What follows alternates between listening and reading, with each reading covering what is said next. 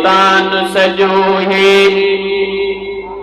गुलशन आहे सहाबा जो। सुभान अल्लाह, सिर्फ बिंजण कई आहे बाबा। चलो ख़ैर आहे, पर हाणे जेका मां लेन इन खां पोइ चवां थो, इन में सुभान अल्लाह हिकु या टे या पंज न, बल्कि सभु सुभान अल्लाह चवंदा ऐं एतिरी सुभान अल्लाह चवंदा जो हैदराबाद उन मलाउन ताईं तव्हांजो आवाज़ पहुचे ऐं उन्हनि खे इहा पतो पवे त हुज़ूर जे असहाबनि जा पतंग परवाना नौकर अञा ज़िंदा आहिनि इंशाअल्लाह। एतिरी सुभान अल्लाह चवंदो बाबा। जे मुल्क त पाकिस्तान सजो है गुलशन आहे सहाबा जो। मुल्क त पाकिस्तान सजो है गुलशन आहे सहाबा जो। निकिरी वञे हिन मुल्क मजे को दुश्मन आहे सहाबा जो। या सुभान अल्लाह स्टेज ते नाई बाबा, वॾे आवाज़ सां चओ सुभान अल्लाह।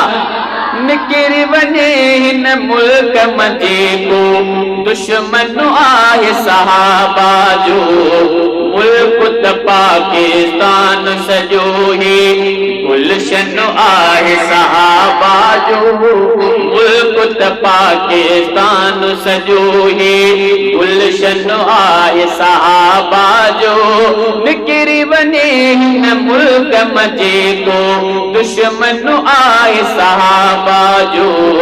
मुल्क त पाकिस्तान सजो है अज़मत जिन जी खुदा कई तिन ते तुहमत जो भी लॻाए थो।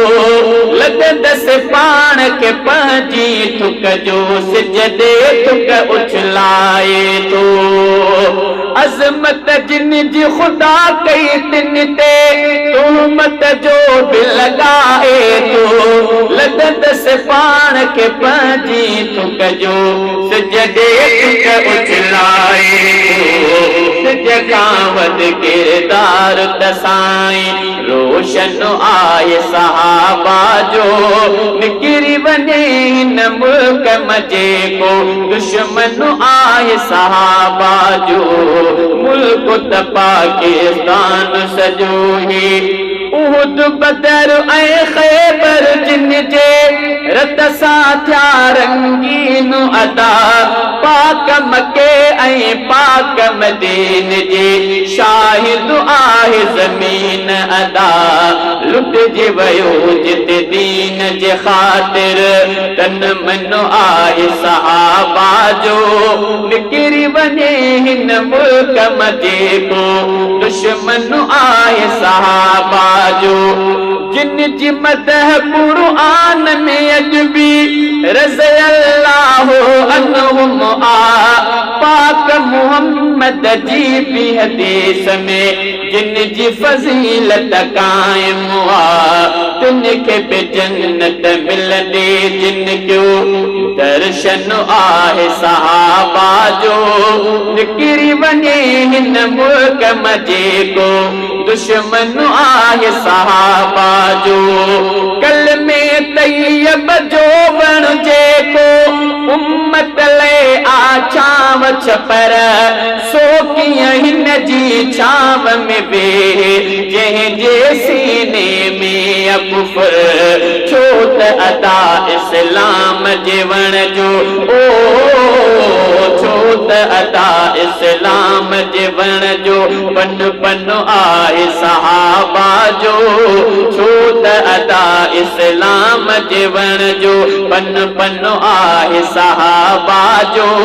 निकिरी वञे हिन मुल्क मजे को दुश्मन आहे सहाबा जो।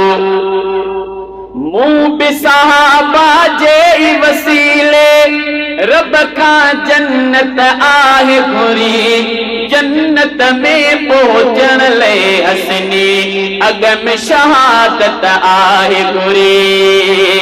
जन्नत में पहुचण लाइ हसनी अग में शहादत आहे घुरी। छो त बिरोही सिर मोरण जो ये फन आहे सहाबा जो। निकिरी वञे हिन मुल्क मजे को दुश्मन आहे सहाबा जो। ओ सब जो साईं सब जो मुर्शिद पीर।